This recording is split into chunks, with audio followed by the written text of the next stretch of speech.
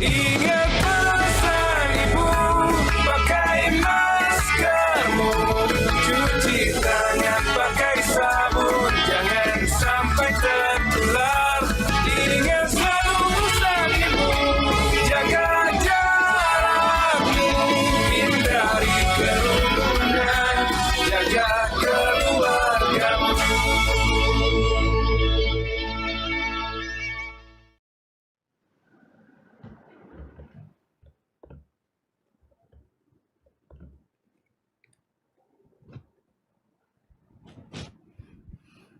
Halo pemirsa, bagaimana kabar Anda hari ini? Semoga tetap sehat dan tetap semangat dalam beraktivitas. Selalu ingat pesan Ibu. Senang sekali saya Suryo Pratomo bisa menemani Anda dalam bincang-bincang spesial dengan tema Media Bertanya, Doni Monardo menjawab, 44,9 juta orang yakin kebal COVID-19. Apa yang harus kita lakukan? Acara ini disiarkan secara langsung dari Media Center Satuan Tugas Penanganan COVID-19 Geraha BNPB Jakarta.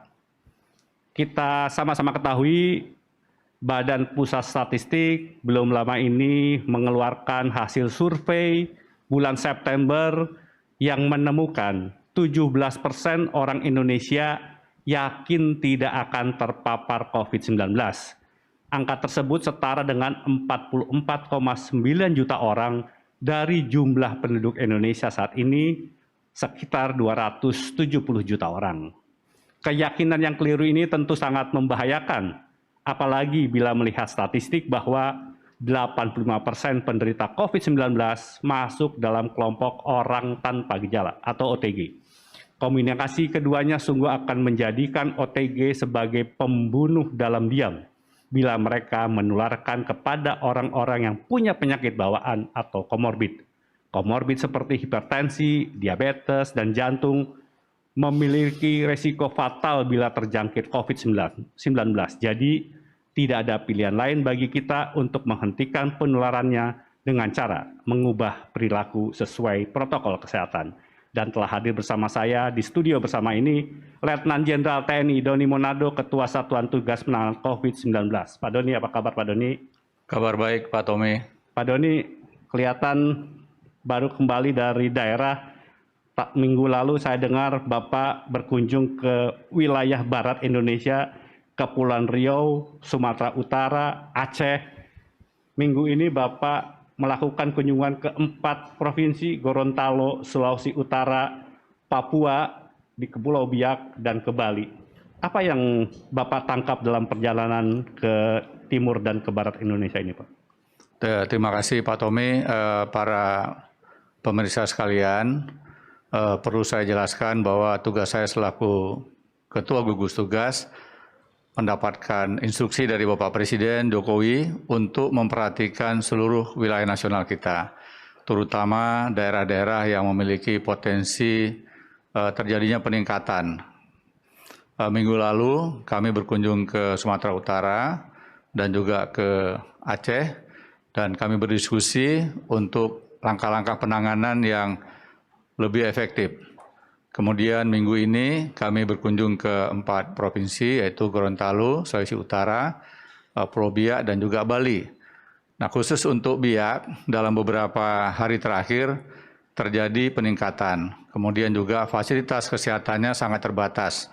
Selama ini Biak dan juga Kepulauan Yapen, Provinsi Yapen, termasuk Waropen, itu harus menuju ke Jayapura untuk melakukan pengobatan. Tetapi dengan diresmikannya rumah sakit darurat daerah Biak, maka telah tersedia 40 tempat tidur untuk perawatan dan juga 10 tempat tidur untuk ruang ICU.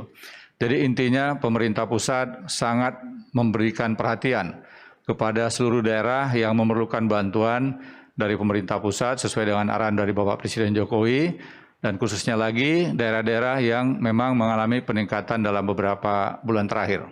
Demikian Pak Tommy. Saya mendengar kabar Pak Bupati Heri Aryo Naap itu begitu bersukacita, bahkan masyarakatnya menyambut Bapak dengan begitu antusias. Mengapa mereka begitu antusias dan kemudian berterima kasih, Pak Doni? Jadi Pak Tommy begini, pada bulan sekitar April dan juga Mei itu Pak Bupati, Pak Heri Aryo Naab mengirimkan pesan WhatsApp kepada saya menjelaskan tentang kesulitan mereka, mengingat sudah terdapat beberapa pasien COVID tetapi harus dikirim ke Jayapura. Sementara fasilitas yang ada pun sangat-sangat terbatas. Kemudian beliau minta bantuan untuk bisa dibuatkan rumah sakit darurat untuk penanganan COVID. Dan biasanya kami dari Satgas, dari BNPB, selalu berkoordinasi dengan Kementerian PUPR. Dan saya melaporkan hal ini juga kepada Bapak Menteri PUPR dan juga berkoordinasi dengan Bapak Menteri Kesehatan. Sehingga dalam waktu yang tidak lama, pembangunan bisa dikerjakan oleh Adikarya, kemudian juga fasilitas alat-alat kesehatan dibantu oleh Bapak Menteri Kesehatan, sehingga lengkap semuanya, 40 unit tempat tidur untuk isolasi dan 10 unit ruang ICU sudah bisa beroperasi. Dan tentu ini merupakan suatu hal yang menggembirakan bagi Bupati, karena beliau sebagai Ketua Gugus Tugas Kabupaten punya tanggung jawab untuk memberikan perawatan terbaik kepada masyarakatnya. Baik, Pak Doni, kembali ke tema yang ingin kita bahas pada sore hari ini, Pak Doni. Ada survei dari BPS berkaitan dengan perilaku masyarakat kita. Mereka katanya tidak terlalu peduli pada COVID. Seperti apa sebetulnya Pak Doni kondisinya? Baik Pak Tommy, jadi sebenarnya survei awal sudah pernah dilakukan oleh Balit Bangkes Kementerian Kesehatan pada bulan Juli yang lalu, di mana ada 5 provinsi yang berada pada posisi yang tinggi tingkat keyakinan masyarakat tidak terpapar COVID, yaitu yang pertama adalah DKI dengan angka 30%, kemudian Jawa Timur 29%, lantas Jawa Tengah 18%, kemudian Jawa Barat 16%, dan Kalimantan Selatan 14%. Nah, tetapi data yang terakhir yang berhasil dihimpun oleh Badan Pusat Statistik, ternyata secara nasional masih ada 17% warga negara kita yang merasa yakin dan sangat tidak yakin atau sangat tidak mungkin akan terpapar COVID-19. Angka 17% ini sangat-sangat tinggi karena 17% dari 270 juta jiwa warga negara kita itu setara dengan 44,9 juta orang.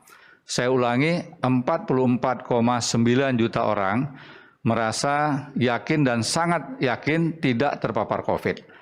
Nah, ini adalah sebuah tantangan yang harus kita hadapi. Nah, kenapa ini terjadi? Mungkin faktor pertama adalah karena masalah sosialisasi. Masih banyak masyarakat yang belum mendapatkan informasi yang utuh tentang COVID ini. Demikian Pak Tommy. Jadi sekarang yang diupayakan adalah bagaimana kemudian mengedukasi masyarakat untuk tahu bahwa COVID-19 ini bukan rekayasa, bukan konspirasi, dan kasusnya sudah menimpa Perdana Menteri Inggris, Presiden Amerika ya Pak Doni ya? Betul sekali ya. Pak Doni, apalagi yang perlu kemudian masyarakat lakukan Pak? Saya dengar Bali juga tergolong yang cukup tinggi. Apa yang Bapak sampaikan pada Gubernur Bali dan masyarakat Bali Pak? Dalam konteks mereka tidak yakin akan bisa tertular COVID ini. Baik Pak Tommy, jadi Bali termasuk urutan ke-11 dari 34 provinsi yang masyarakatnya merasa yakin tidak terpapar COVID. Peringkat pertama itu adalah Maluku dengan angka 20 berapa ya? Kurang begitu jelas saya. Coba dibesarkan sedikit. 29% Pak. 27, ulangi, 29 Pak. 29% ya, 29% adalah Maluku. Kemudian yang kedua, peringkat kedua adalah Sulawesi Utara dengan posisi 27,66%. Lantas Bali berada pada urutan 11 ya, yaitu pada posisi 20,78%. Dan angka yang didapatkan oleh BPS tentunya ini sangat akurat, mengingat respondennya mencapai jumlah yang sangat besar, yaitu 90 orang. Ya, jadi hal ini tentu menjadi perhatian kita semua, termasuk Bali yang selama ini kita harapkan bisa menjadi motor dan pelopor dalam upaya penanganan COVID. Mengingat Bali memiliki budaya dan juga tradisi yang sangat kuat dalam penyelenggaraan aktivitas keseharian. Dan kita sengaja menyampaikan pesan kepada Bapak Gubernur Bali untuk melibatkan lebih banyak lagi komponen masyarakat. Karena semakin masyarakat diikutsertakan dalam penanganan COVID ini, maka secara langsung akan meningkatkan kesadaran. Nah, inilah yang harus kita lakukan secara menyeluruh. Jangan saja pemerintah yang melakukan upaya penanganan, tetapi seluruh komponen. Mengingat upaya-upaya pemerintah selama ini, khususnya untuk bidang kesehatan, menurut saya sudah sangat maksimal. Dan kita semua tahu dokter-dokter kita sudah bekerja keras dengan luar biasa, terbukti dari angka yang sembuh. Ya. Sudah mencapai lebih dari 230.000 orang ya angka yang sembuh. Jadi ini suatu prestasi yang juga sangat membanggakan kita. Karena awalnya kita sangat khawatir karena jumlah masyarakat kita yang terpapar COVID itu sangat sedikit yang sembuh. Tetapi alhamdulillah dokter kita semakin profesional, semakin punya banyak pengalaman, dan angka kesembuhan rata-rata sudah mencapai 76%. Artinya sudah di atas angka kesembuhan global. Demikian Pak Tommy. Pak Doni, kita tahu bahwa Satgas bekerja begitu keras, masyarakat pemerintah daerah juga bekerja keras, masyarakat juga berupaya untuk lebih patuh. Katanya sekarang sudah 90% lebih orang sudah mau memakai masker. Tapi hari-hari ini Pak Doni, kita melihat ada kegiatan di tengah masyarakat, demo yang tidak mempedulikan protokol kesehatan. Ini kan akan membebani para dokter yang sudah bekerja keras seperti yang disampaikan Pak Doni. Apa yang harus mereka lakukan sebetulnya Pak Doni? Baik Pak Tommy, jadi kita ikut prihatin ya dalam beberapa hari terakhir sangat banyak demo di sejumlah provinsi. Walaupun juga tidak sedikit daerah-daerah yang tidak melakukan aktivitas demo ini. Sebagaimana yang semuanya sudah kita ketahui bahwa dalam kondisi kedaruratan kesehatan, maka undang-undang yang kita ikuti adalah Undang-Undang Nomor 6 Tahun 2018 tentang kedaruratan kesehatan, di mana ketentuan tentang protokol kesehatan harus dipatuhi oleh seluruh komponen bangsa. Dan salah satu protokol kesehatan yang harus kita patuhi itu adalah menjaga jarak dan menghindari kerumunan. Ya. Nah, kalau kegiatan yang sifatnya mengumpulkan massa, apalagi dalam jumlah yang sangat banyak, itu tentunya menimbulkan risiko yang sangat besar. Karena bisa saja di antara masyarakat yang berkumpul, itu ada yang positif COVID. Ya. Dan bisa jadi ketika nanti terjadi hubungan yang sangat dekat, akibatnya yang lain bisa terpapar COVID. Nah, ketika pulang ke rumah, bertemu dengan orang-orang yang disayangi, orang-orang yang dikasihi, maka bisa juga mereka yang tidak pernah keluar rumah pun akan terpapar COVID. Risikonya sangat besar bagi keluarga yang punya komorbid atau mereka yang sudah lansia.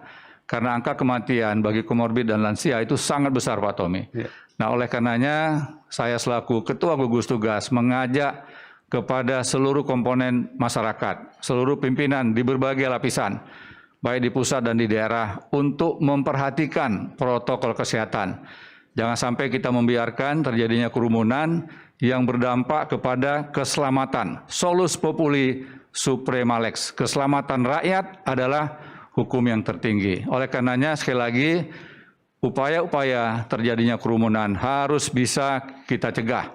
Kalau kita bisa mengurangi terjadinya kerumunan, berarti kita bisa melindungi lebih banyak warga negara kita. Penanganan kesehatan sudah semakin baik, kita lihat jumlah rumah sakit juga semakin baik, dan kita berharap dokter-dokter kita tidak kelelahan, Pak Tommy. Ya. Nah, sehingga dokter punya waktu dan kesempatan untuk rileks, untuk istirahat. Karena kalau kita bebankan dokter tidak punya waktu yang cukup untuk istirahat, maka dampaknya juga sangat fatal. Jadi kita hanya diminta untuk patuh kepada protokol kesehatan. memakai masker, menjaga jarak dan menghindari kerumunan, serta mencuci tangan. Belum sebanding, Pak Tommy, dengan pengorbanan para dokter yang berjuang untuk mengobati pasien di rumah sakit. Mereka berjibaku ya Pak, dokter-dokter itu ya Pak ya? Betul sekali Pak Tommy. Ya, Pak Doni, ini ada beberapa pertanyaan dari teman-teman media. Ini ada Arthur Tyson dari RPKFM. Dia menanyakan masih banyak informasi yang tidak akurat alias hoax yang tersebar, membuat rakyat jadi bingung atau cuek soal COVID-19. Apa yang bisa dilakukan BNPB terkait simpang siurnya berita-berita hoax atau misinformasi, Pak? Pak Tommy, ini pertanyaan sangat bagus sekali. Jadi terhitung tanggal 1 Oktober, Satgas sudah bekerja sama dengan Dewan Pers dan juga diikuti oleh seluruh organisasi wartawan yang ada untuk bersama-sama menyusun suatu program. Dan Satgas mengikutsertakan 5.800 orang wartawan dari seluruh Indonesia untuk ikut bersama-sama dalam program perubahan perilaku. Sekaligus juga adalah untuk menangkal berita-berita yang tidak tepat atau hoax. Nah, kita harapkan upaya yang sinergi antara media dengan seluruh komponen masyarakat bisa meningkatkan kesadaran masyarakat bahwa COVID ini nyata, COVID ini bukanlah rekayasa, COVID ini bukanlah konspirasi. Korban jiwa di tingkat global telah mencapai lebih dari 1 juta orang dan yang terpapar COVID telah lebih dari 35 juta orang. Di tanah air kita pun angkanya sangat besar, sudah lebih 300.000 orang yang terpapar COVID dan yang wafat, yang meninggal sudah lebih dari 11.000 orang, termasuk para dokter yang gugur dalam melakukan tugasnya. Pak, ini satu lagi pertanyaan Pak. Apakah ada sanksi tegas kepada masyarakat yang tidak peduli pada protokol kesehatan? Pemerintah telah menerbitkan Inpres nomor 6, Inpres nomor 6 ya, tahun 2020 ya, terkait dengan masalah sanksi bagi mereka yang melanggar.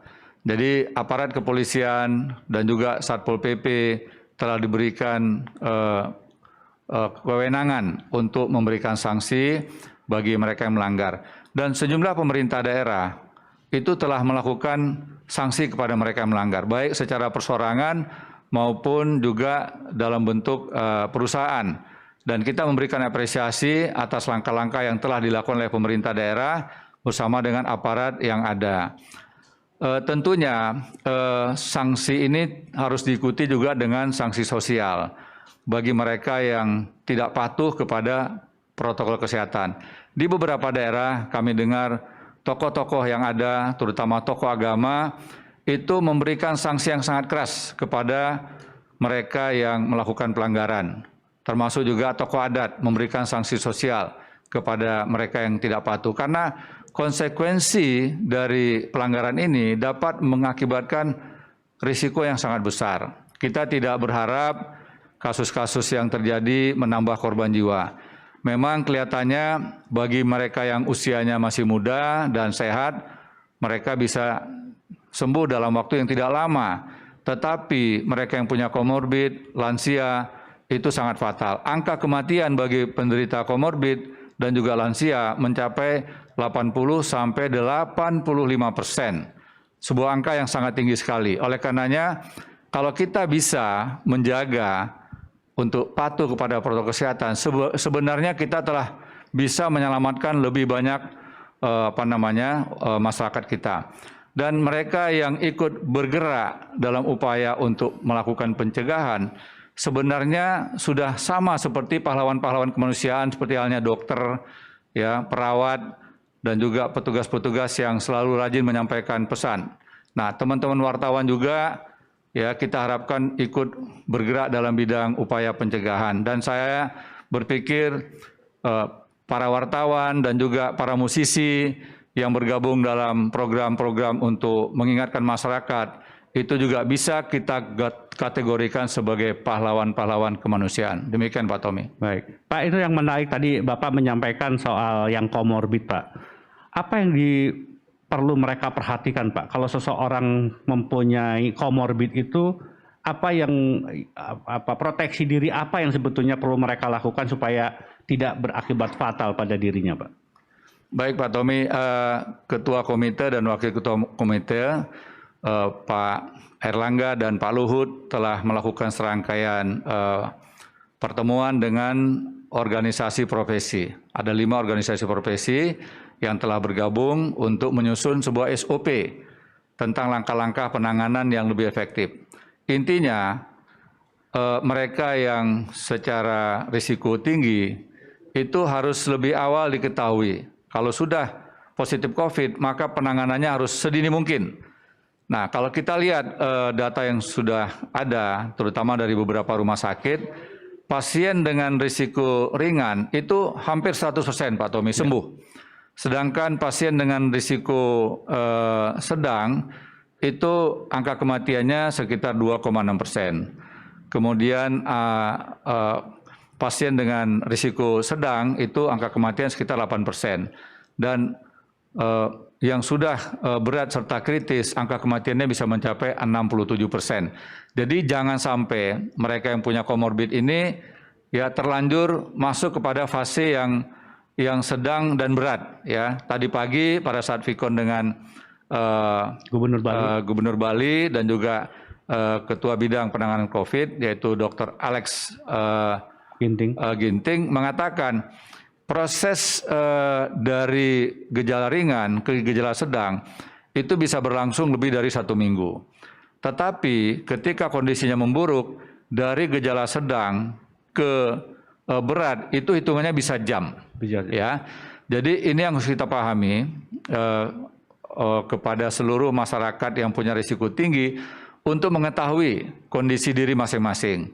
Sehingga ketika sudah ada gejala, jangan menunggu gejala ini menjadi bertambah, segera dilakukan upaya-upaya pengobatan sehingga bisa lebih cepat diselamatkan. Demikian Pak Tommy. Jadi kita yang tahu penyakit komorbid itu hanya kita sama dokter ya Pak ya? Betul. Jadi kalau kita sudah tahu punya komorbid, apakah itu diabetes, jantung, hipertensi, lebih baik kita tidak ambil risiko gitu ya Pak Doni ya? Betul sekali Pak. Jadi jangan melakukan aktivitas yang punya risiko, terutama beraktivitas di ruang publik. Demikian juga harus selalu ingat ya, masker tidak boleh dilepas. Kemudian cara menggunakan masker juga harus tepat. Termasuk juga jenis masker yang digunakan kalau di daerah yang rawan, itu juga semuanya harus diperhitungkan. Demikian Pak Tommy. Baik. Pak, ini ada wartawan dari El Sinta mau bertanya. Silakan. Teman dari El Sinta. Sinta, Mas Tommy. Kebetulan saya di studio sendiri, jadi saya bisa buka masker. Oh, langsung Pak siaran Doni, ya. Salam hormat untuk Pak Doni dan seluruh teman-teman dari Satgas. Pertama-tama, saya ucapkan terima kasih atas kesempatannya bisa bertanya langsung dengan Pak Doni. Kalau kita lihat dari kesembuhan dari masyarakat Indonesia, kita lihat ya saya pribadi dan mungkin juga masyarakat Indonesia turut bergembira ya mengenai progresnya yang luar biasa.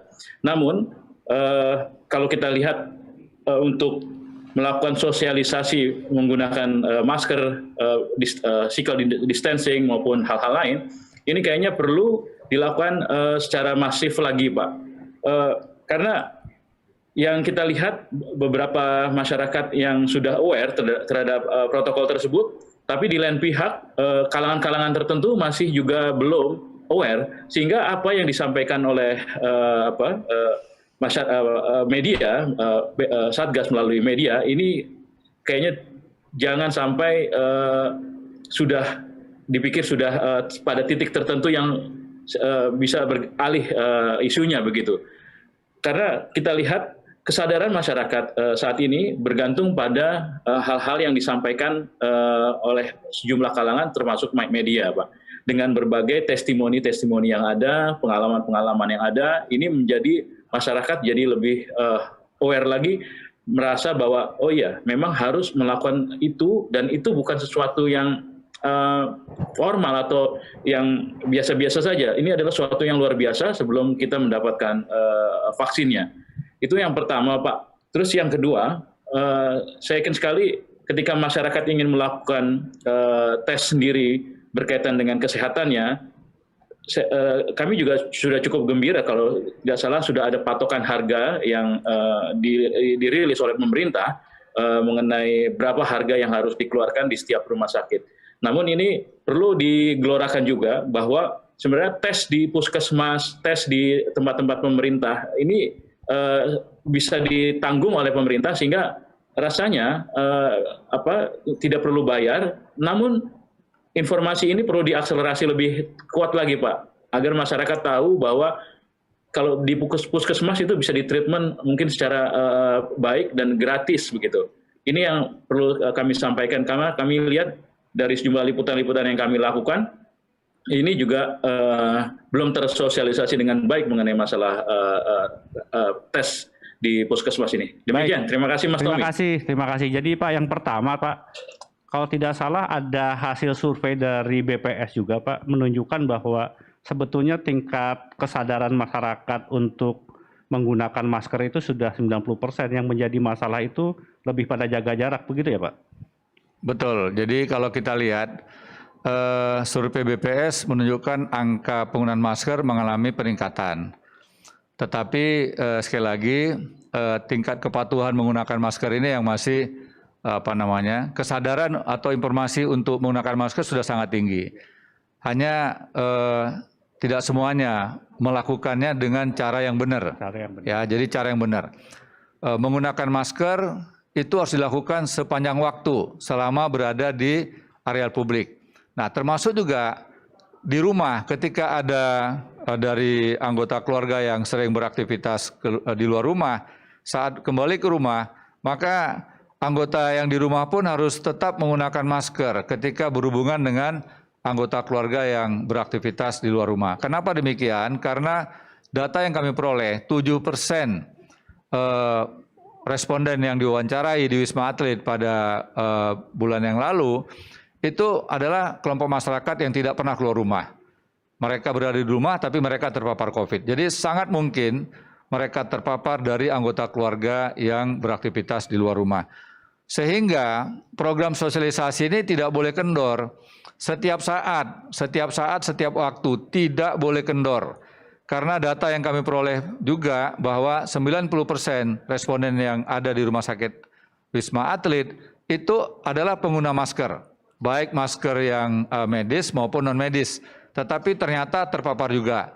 Nah, setelah didalami, rata-rata mereka terpapar saat melakukan kegiatan makan. Ya, pada saat makan tentu tidak mungkin pakai masker. Nah, ini jaraknya tidak diatur, Pak Tommy. Ya, jadi tidak ada yang mengingatkan. Ketika acara makan tidak ada yang mengingatkan. Harusnya waktu makan pun diatur, tidak boleh bersamaan. Kemudian dibatasi jumlahnya. Jaraknya pun harus dibuat sedemikian rupa agar tidak terlalu dekat. Jadi ini sosialisasi ini harus setiap saat, setiap ada kesempatan, tidak boleh berhenti. Kemudian menyangkut masalah tes swab PCR. Pemerintah telah menyalurkan sejumlah mesin ke sejumlah daerah, mesin PCR. Yang tadinya pada awal COVID ini kita hanya punya satu laboratorium yang berfungsi, yaitu Balitbangkes Kemenkes. Kemudian bertahap dan sekarang ini sudah ada 374 laboratorium. Suatu angka yang sangat banyak, ya, sangat besar. Demikian juga kemampuan testing per hari yang semula 2.000, kemudian meningkat menjadi 10.000, 20.000, 30.000. Nah, sekarang sudah rata-rata di atas 35.000, bahkan pernah menyentuh mendekati 50.000 spesimen yang diperiksa. Hanya memang belum merata ke seluruh Indonesia. Ada daerah dengan kemampuan yang sudah sesuai dengan standar WHO, 1 orang per 1.000 penduduk untuk 1 minggu. Ya, sudah ada yang meningkat. Jakarta termasuk yang cukup tinggi angka pemeriksaan spesimennya. Nah, kita terus bergerak untuk bisa merata ke seluruh wilayah Indonesia. Kemudian harganya sudah diputuskan oleh Bapak Menteri Kesehatan sebesar Rp900.000 untuk pemeriksaan yang sifatnya mandiri. Tetapi di luar itu ada juga yang sifatnya kontraktual. Artinya Satgas bekerja sama dengan swasta untuk melakukan pemeriksaan swab PCR kepada kelompok tertentu. Seperti halnya misalnya dokter dan perawat. Itu biayanya kalau tidak salah saya adalah Rp439.000 per satu kali pemeriksaan spesimen. Nah, untuk yang di puskesmas seharusnya gratis. Karena reagen itu diberikan dari pusat, ya, dari Kementerian Kesehatan bersama Satgas. Kemudian juga pemerintah provinsi dan juga kabupaten kota juga ada yang menyelenggarakan reagen sendiri. Tetapi kalau toh mungkin masih ada pungutan-pungutan, mohon kami bisa diinformasikan sehingga kami bisa mencari solusinya. Ya, beban kepada masyarakat tidak boleh terlalu berat, apalagi untuk melakukan pemeriksaan spesimen. Nah, sejauh ini mereka yang kontak erat dilakukan tracing itu harusnya gratis, tidak boleh ada pungutan sebesar apapun, tidak boleh. Ya, harus gratis. Nah, apabila ada daerah-daerah yang masih melakukan pemeriksaan spesimen yang berdasarkan data atau instruksi yang dikeluarkan oleh puskesmas masih membayar, nah ini kami perlu dilaporkan. Nanti kami akan carikan solusinya sehingga masyarakat tidak boleh terbebani dengan pemeriksaan ini. Demikian Pak Tommy. Baik. Pak, ini ada pertanyaan dari Firna Antara, Pak. Apakah Satgas mengantisipasi peningkatan angka kasus dari klaster demo kemarin, Pak? Baik Pak Tommy, data yang berhasil kami kumpulkan dari sejumlah Polda, ada beberapa daerah yang melakukan pemeriksaan terhadap para pendemo dan dilakukan rapid test antibody. Ada yang reaktif, ya. Di beberapa provinsi ada yang reaktif. Kemudian juga ada yang diperiksa dengan menggunakan metode swab antigen. Itu juga ada yang positif COVID. Ya, jadi harus kita sampaikan kepada publik, kepada masyarakat yang beraktivitas untuk berkerumun, tolong sekali lagi hindari kegiatan-kegiatan yang dapat membahayakan keselamatan diri sendiri, apalagi keselamatan orang-orang yang kita cintai di rumah. Karena saya selalu mengatakan bahwa yang berbahaya itu bukanlah pasien COVID yang sudah dirawat di rumah sakit. Kalau pasien COVID yang telah dirawat di rumah sakit bisa kita hindari, tetapi pasien mereka yang sudah terkonfirmasi positif, namun belum dilakukan pemeriksaan dan mereka adalah tanpa gejala atau OTG. Nah, kelompok OTG ini sekali lagi saya katakan adalah silent killer, adalah pembunuh potensial. Ketika mereka pulang ke rumah, mereka tanpa sadar, tanpa sengaja, lantas bisa menulari keluarga yang lain, dan apalagi keluarga tersebut punya risiko yang tinggi, yaitu punya komorbid dan juga lansia, maka sangat fatal.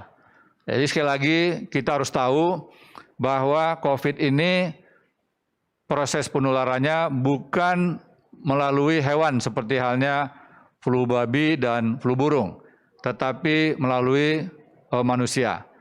Dan orang yang menulari kita bukanlah orang yang jauh, bukan orang dari daerah yang berbeda, tetapi orang-orang yang ada di dekat kita, yang ada di sekitar kita.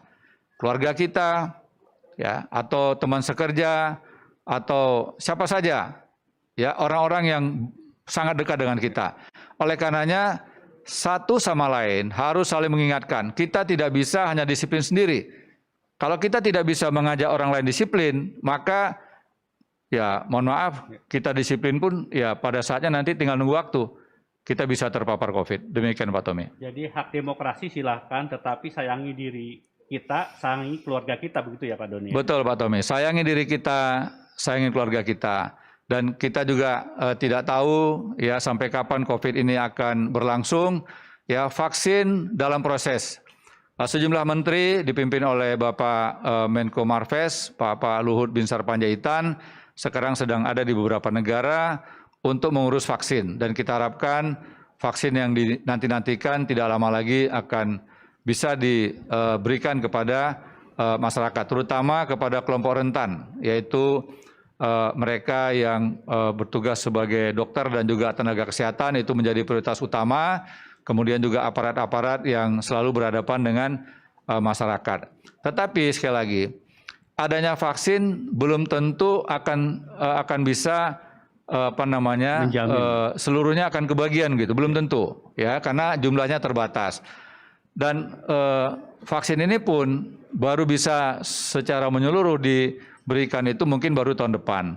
Jadi sambil menunggu vaksin yang akan diberikan kepada masyarakat, ya maka vaksin yang terbaik sekarang adalah ya vaksin patuh kepada protokol kesehatan, pakai masker, jaga jarak, menghindari kerumunan, dan mencuci tangan sesering mungkin dengan sabun dan air mengalir atau menggunakan cairan disinfektan. Baik, Pak Doni, ini ada dari Kediri Jatim, Pak, Radio Andika, Ari Utami. Teman-teman ini sudah gencar mengkampanyekan protokol kesehatan baik on air maupun melalui media sosial, tetapi selalu dapat tantangan dari netizen yang tidak percaya. Apa yang harus dilakukan media dalam situasi seperti ini, Pak? Yang pertama saya memberikan apresiasi dulu nih untuk Jawa Timur. Ya, Jawa Timur yang mulai bulan Juni yang lalu sepanjang sampai dengan akhir September itu adalah daerah yang paling banyak zona merahnya. Dan hari ini Jawa Timur sudah tidak ada lagi zona merah. Tetapi saya juga menyampaikan pesan, tidak boleh lantas berbesar hati kemudian lengah. Nah, biasanya lengah, tidak waspada, kemudian kendor bisa mengakibatkan bisa kena COVID lagi gitu ya. Jadi tolong dipertahankan prestasi yang sudah ada. Termasuk pada kesempatan ini juga saya memberikan apresiasi kepada teman-teman bonek di Jawa Timur yang telah membantu Satgas sejak bulan Juni yang lalu untuk menyampaikan pesan patuh kepada protokol kesehatan. Nah, sekarang masalahnya begini, Pak Tommy. Tingkat kepatuhan ini ada beberapa faktor kenapa orang tidak patuh. Ya, tadi coba ditayangkan 55% ya, karena tidak ada sanksi jika tidak menerapkan protokol kesehatan. Nah, tentunya ya daerah-daerah yang sudah terbentuk Satgas bisa menerapkan sanksi kepada mereka yang melanggar ya. Tetapi juga tidak hanya sanksi hukuman administrasi, namun sanksi sosial pun juga penting ya, apakah lewat adat atau lewat RT RW yang ada. Karena biasanya masyarakat lebih segan kalau yang memberikan sanksi itu adalah komunitas yang ada di sekitar mereka. Kemudian ada juga di sini kita lihat ya contoh teladan ya. Jadi keteladanan itu penting sekali ya. 19% aparat atau pimpinan tidak memberikan contoh. Nah, ini keteladanan sangat penting sekali Pak Tommy dan kita berharap bahwa seluruh pimpinan dimanapun ya ketika berhadapan dengan masyarakat untuk beraktivitas, bersosialisasi, maka protokol kesehatan harus betul-betul diperhatikan. Demikian juga mencari orang-orang yang tepat, orang-orang yang berpengaruh, sehingga bisa menyampaikan pesan-pesan yang sangat diharapkan sangat dipatuhi. Antara lain siapa? Ya, ada tokoh agama, ada budayawan mungkin di daerah, ada tokoh-tokoh non formal di tingkat RT, RW, ya, mereka yang kalau berbicara itu disegani. Dan satu lagi yang tidak boleh adalah orang tua kita, terutama ibu. Jadi kalau setiap ibu bersedia menyampaikan pesan untuk patuh kepada protokol kesehatan, maka ini adalah langkah yang sangat strategis. Kenapa demikian? Hampir semua kita pasti sangat menghargai ibu kita.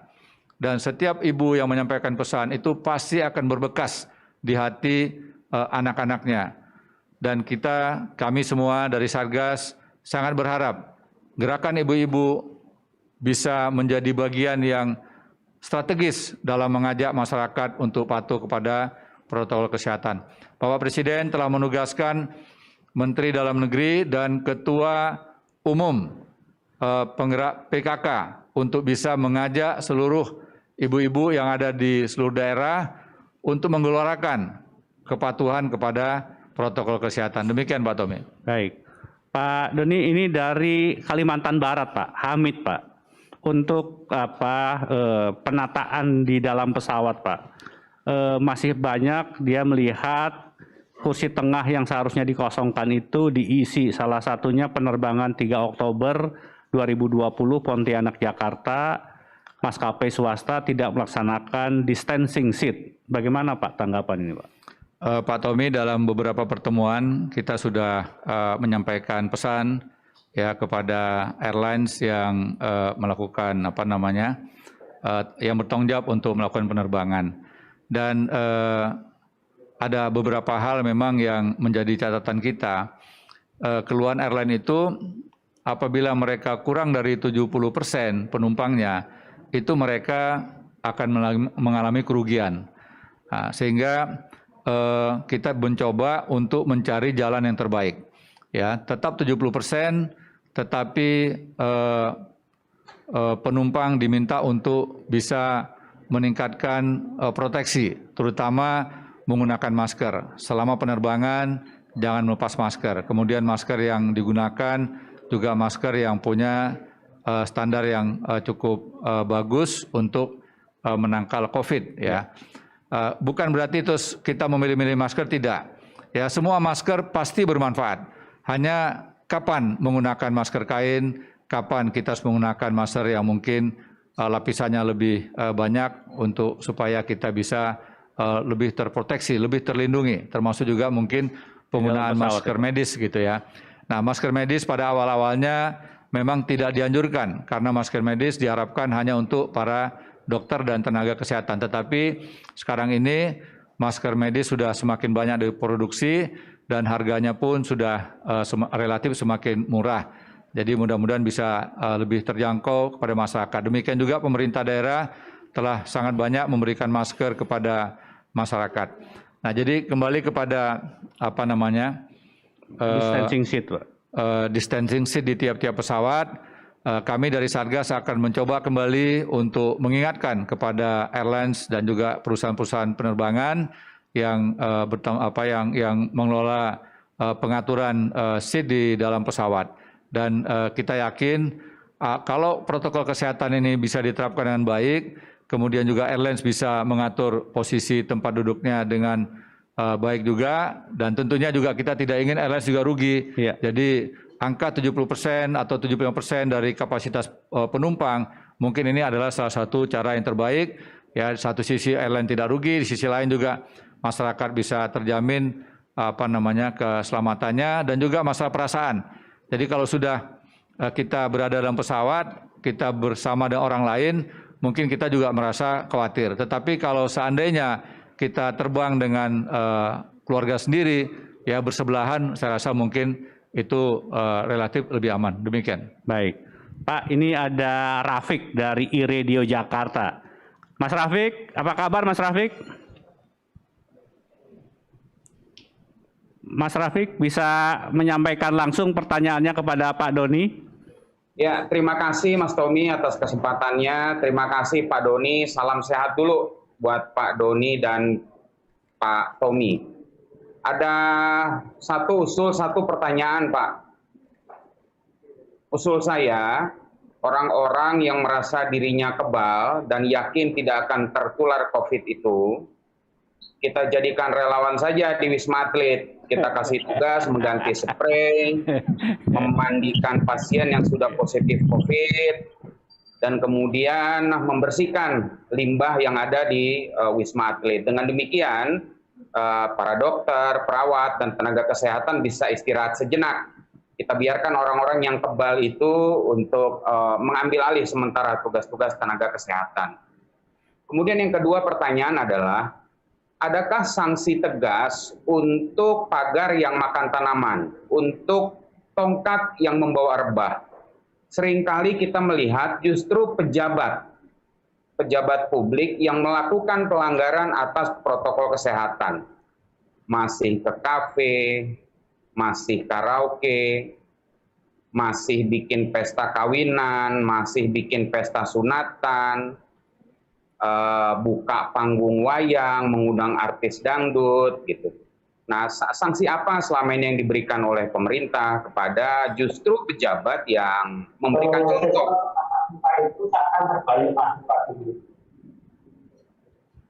Mas Rafiq, silakan Mas Rafiq. Iya, kepada pejabat yang seperti itu apakah bisa diambil tindakan Pak Doni, diberi sanksi Karena kalau pejabatnya melakukan, jadi guru kencing berdiri ya murid kencing berlari, Pak Doni. Kurang lebih demikian. Terima kasih. Baik Mas Rafiq, terima kasih. Ini usulnya menarik juga itu Pak. Jadi dimasukkan saja Wisma Atlet supaya percaya bagaimana orang-orang itu yang sakit. Terima kasih Mas Rafiq atas usulnya. Jadi mereka yang yakin dan sangat yakin tidak akan terpapar COVID disarankan oleh Mas Rafiq untuk jadi sukarelawan di Wisma Atlet. Ya, ini himbauan, siapa tahu ada yang berminat nanti boleh mendaftar kepada tim Wisma Atlet. Ya, ya kita sekali lagi mengingatkan jangan anggap enteng COVID. Ya, sekali lagi jangan anggap enteng COVID. Ya, belum ada satupun ahli di dunia ini yang betul-betul bisa menjabarkan dan menjelaskan COVID secara detail seperti penyakit-penyakit yang lain yang sudah sangat banyak dikenal dan dikuasai oleh para pakar. Ya. Kemudian sanksi tegas, Mas Rafiq sudah ada, ya, beberapa pejabat diberikan sanksi oleh atasannya, bahkan ada yang dicopot jabatannya. Ya. Kemudian pejabat di daerah juga sudah ada yang dipidana, ya, untuk pelanggaran terhadap protokol. Ya, sekali lagi kami memberikan apresiasi kepada seluruh komponen masyarakat yang berani menyuarakan agar kita semua bangsa Indonesia patuh kepada protokol kesehatan. Inilah yang bisa menyelamatkan kita, karena obat belum ada, vaksin juga masih dalam proses. Ya, sekali lagi apa yang kita lakukan taat dan patuh kepada protokol kesehatan belum sebanding dengan pengorbanan para dokter dan tenaga kesehatan lainnya yang merawat pasien. Ya, mari kita hargai pengorbanan dan seluruh jerih payah dari para dokter dan tenaga kesehatan. Kita hanya diminta untuk patuh saja. Masa kita nggak bisa? Ya, jadi sekali lagi berbagai aktivitas masyarakat yang dapat membahayakan keselamatan itu bukan hanya nanti diberikan sanksi di dunia. Kelak di akhirat pun, menurut saya, ya sesuai dengan ajaran agama masing-masing, mereka yang dapat menimbulkan korban jiwa itu akan dimintain pertanggungjawabnya di akhirat kelak. Ya, jadi sekali lagi, mari kita semuanya patuh kepada protokol kesehatan. Kami dari Satgas mencoba untuk merancang konten-konten yang dapat dipahami oleh masyarakat dengan mudah sehingga juga bisa dipatuhi, dijabarkan dengan mudah juga. Seperti halnya ada 3 wajib, ya. Wajib yang pertama itu adalah wajib kita menjalankan ibadah sesuai dengan agama masing-masing, bisa ditayangkan ya. Kemudian wajib yang kedua adalah wajib untuk patuh pada protokol kesehatan. Tadi sudah saya sampaikan ya. Kemudian wajib yang ketiga itu wajib untuk meningkatkan imunitas. Ya, itu wajib olahraga, istirahat teratur, kemudian tidak boleh panik, harus gembira, dan juga memakan makanan yang bergizi serta meminum vitamin. Nah, kalau 3 wajib ini ya bisa kita penuhi, ya kita beriman sesuai dengan kepercayaan dan keyakinan masing-masing, kita memproteksi diri untuk melindungi diri kita dari ancaman COVID, ya, dengan patuh pada protokol kesehatan dan juga meningkatkan imunitas kita, maka ini adalah strategi yang paling ampuh selama vaksin belum ada dan obatnya juga belum ditemukan. Demikian Pak Tommy. Baik. Pak Doni, ada pertanyaan dari Sigit Radio Susi FM. Apa ada langkah antisipasi yang dilakukan mengingat beberapa bulan lagi kita akan menghadapi pilkada serentak agar masyarakat patuh terhadap protokol kesehatan, terutama tim sukses ataupun dari calon kepala daerahnya itu sendiri? Baik, Mas Sigit, dalam 2 minggu terakhir ada fenomena yang unik ya. Tren perkembangan kasus zonasasi, yaitu dari zona risiko, baik itu yang risiko tinggi, sedang dan rendah, serta tidak terdampak, antara yang ada pilkada dengan yang tidak ada pilkada, itu ternyata menunjukkan adanya suatu keunikan gitu ya. Ya, fenomena yang menarik di sini. Daerah yang ada pilkada itu mengalami penurunan kasus zona merah, ya. Sedangkan daerah yang tidak ada pilkadanya justru meningkat, ya. Nah, ini tentunya tidak atau bukan merupakan suatu kesimpulan, ya, tetapi ini sangat mungkin dipengaruhi oleh faktor disiplin. Ada atau tidak ada pilkada, asalkan disiplin, maka kasus COVID-nya pasti bisa dicegah atau dikurangi, ya. Kemudian ada lagi 3 provinsi yang kami perhatikan, ada pilkada, tetapi justru tidak ada zona merah. Padahal sebelumnya termasuk daerah yang risikonya sangat tinggi. Yang pertama tadi Jawa Timur, ya. Ada 38 kabupaten kota, 19 melaksanakan pilkada bupati dan wali kota. Kemudian Sulawesi Selatan, ya. Ada 24 kabupaten kota dan 12 pemilihan bupati dan wali kota. Kemudian ada lagi Sulawesi Utara. Ya, Sulawesi Utara itu 15 kabupaten kota, kalau tidak salah 7 atau 8 itu ada pemilihan bupati, wali kota dan juga gubernur. Ya, dan juga gubernur. Artinya kalau pemilihan gubernur berarti seluruh kabupaten kota ikut terlibat. Nah, Sulawesi Utara itu yang tadinya ada zona merah, ya, kemudian berubah menjadi zona orange. Nah, sekarang zona orange-nya dari 8 berubah menjadi 3, kemudian zona kuningnya atau zona rendah yang semula ada 3 menjadi 7. Ya, saya ulangi, zona orange-nya tadinya 12 turun ke 8. Kemudian zona kuningnya yang semula 3 nambah jadi 7, jadi tambahnya 4, ya. Nah, ini adalah fenomena yang menarik, ya. Ada daerah yang pilkada tetapi mampu mengendalikan kasus, sementara ada daerah yang tanpa pilkada justru mengalami peningkatan kasus, ya. Ada beberapa provinsi yang tanpa pilkada tapi kasusnya tinggi, ya. Aceh ya tidak ada pilkada, tapi kasusnya tinggi. Jadi kita tidak serta-merta bisa membuat sebuah kesimpulan bahwa pilkada menjadi penyebab. Betul, salah satu penyebabnya betul pilkada. Tetapi kalau seandainya ada kesungguhan dari seluruh komponen untuk patuh kepada protokol kesehatan, kami yakin ya bahwa kasus bisa dikendalikan. Dan ini adalah tanggung jawab kita semua, bukan hanya kepada penyelenggaranya, tetapi juga kepada seluruh komponen masyarakat, ya, untuk selalu ikut terlibat. Ya, kalau ada kegiatan-kegiatan yang dapat menimbulkan kerumunan, maka masyarakat bisa menilai, ya, siapa yang menimbulkan kerumunan. Tentunya mereka yang secara protokol kurang begitu memperhatikan masalah keselamatan. Demikian Pak Tommy. Pak Doni, sebelum kita mengakhiri diskusi Pak, ini di ruangan ini Pak, Bapak melakukan protokol kesehatan sangat ketat. Kita jaga jarak, semua kita menggunakan hand sanitizer, mic-nya juga dibersihkan selalu. Apa pesan Bapak kepada masyarakat supaya kemudian melakukan hal yang sama di rumah masing-masing? Baik Pak Tommy, pesan saya kembali kepada masalah disiplin, ya. Jadi obat belum ada, vaksinasi dalam proses, disiplin adalah kunci utama kita untuk bisa selamat, ya.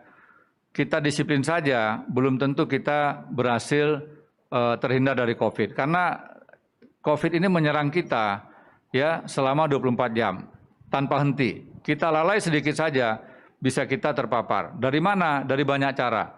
Salah satu faktornya adalah tangan kita yang biasanya refleks tidak sengaja menyentuh sesuatu, kemudian memegang masker kita. Kemudian tanpa kita sengaja juga mungkin menyentuh wajah kita, mata kita, ya. Padahal berdasarkan pengetahuan yang kita peroleh dari pakar epidemiologis, pakar kesehatan masyarakat, salah satu penyebabnya adalah tangan kita yang telah menyentuh droplet dari penderita COVID, kemudian memegang bagian tertentu di wajah kita, mata, hidung, dan mulut, secara langsung kita bisa terpapar. Ya. Jadi sekali lagi, disiplin harga mati. Ya. Kemudian juga mematuhi protokol kesehatan adalah hal yang tidak bisa ditawar-tawar. Kalau seluruh kita bisa taat dan patuh kepada protokol kesehatan, bangsa kita akan segera dapat mengendalikan COVID. Kita tidak tahu COVID ini sampai kapan. Oleh karenanya, kita harus mampu beradaptasi. COVID-nya tetap ada, kita tetap selamat, kita tidak boleh terpapar COVID, dan juga tidak boleh ada aktivitas yang dapat menimbulkan PHK, menimbulkan penutupan perusahaan-perusahaan, tidak boleh terpapar COVID, dan tidak boleh terkapar oleh PHK. Demikian Pak Tommy. Baik, terima kasih Pak Doni. Kita sudah di penghujung acara. Terima kasih kepada semua media yang telah menyampaikan pertanyaannya. Mudah-mudahan bincang sore hari ini bisa bermanfaat untuk kita semua. Terakhir tentunya jangan lupa para pemirsa untuk selalu memakai masker, menjaga jarak dan menghindari kerumunan, serta mencuci tangan pakai sabun dengan air yang mengalir. Ingat pesan Ketua Satgas Penanganan COVID-19 Bapak Doni Monardo, apa yang kita lakukan agar disiplin dan patuh memakai masker, menjaga jarak dan menghindari kerumunan, serta mencuci tangan belum sebanding dengan beratnya perjuangan dokter dan tenaga kesehatan yang merawat pasien di rumah sakit. Begitu ya Pak Doni ya? Betul sekali Pak Tommy. Jadi kita harus membantu dokter-dokter itu dengan kita mendisiplinkan diri kita, menerapkan protokol kesehatan, dan dengan itulah kita akan meringankan tugas para dokter. Sangat betul. Ya, itu yang menjadi kampanye kita dan itu yang dilakukan oleh Satgas juga ya Pak ya? Betul sekali Pak. Baik. Jadi kita harus sayang dengan dokter kita, jumlah dokter kita terbatas, dokter secara total jumlahnya kurang dari 200.000, dokter spesialis kita kurang dari 36.000, dan dokter paru kita kurang dari 2.000 orang. Jadi kehilangan satu dokter adalah kehilangan buat bangsa kita. Oleh karenanya mari kita lindungi para dokter kita dengan cara kita patuh kepada protokol kesehatan. Baik. Saya akhiri talk show kita sore hari ini. Saya Surya Pratomo bersama tim yang bertugas dan pembicara pamit undur diri. Selamat sore dan sampai berjumpa kembali.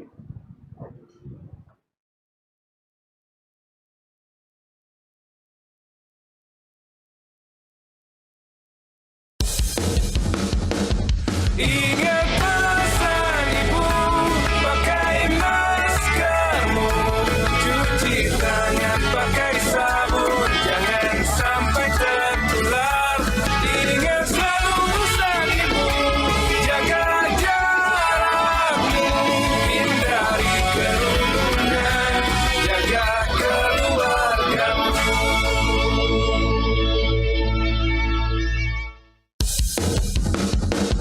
Ingat pesan ibu, pakai maskermu, cuci tangan pakai sabun, jangan sampai tertular.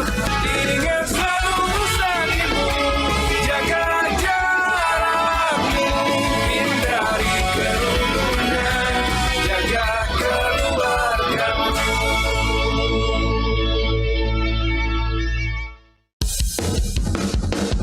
Ingat